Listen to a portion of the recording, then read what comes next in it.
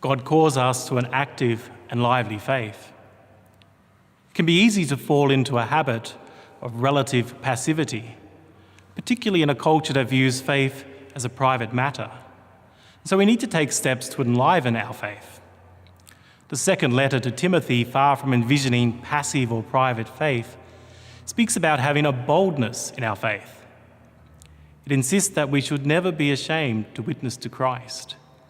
Indeed, St. Paul speaks evocatively, advising of the need to fan into flame the gift that God has given.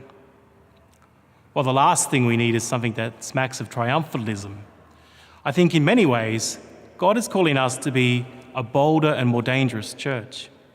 Yes, we need humility, as the gospel reminds us, but we also need fire. Often I think the Holy Spirit comes to set fire to his church or to our lives of gospel faith and service. And our first instinct is to rush out with the fire extinguisher. But sometimes the opposite is required. If the spark comes from God's Holy Spirit, then fan it into a full flame.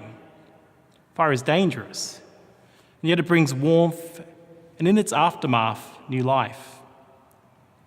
So how do we fan our faith? Surely it starts with the fuel of prayer. Lord, send out your Spirit upon your church and upon me. Enliven my faith and inspire me to use your gifts in the service of others.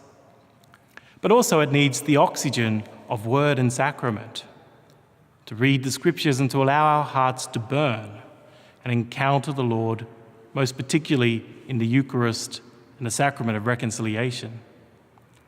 Brothers and sisters, let us not be afraid to witness to our faith, with humility, yes, but also with fire.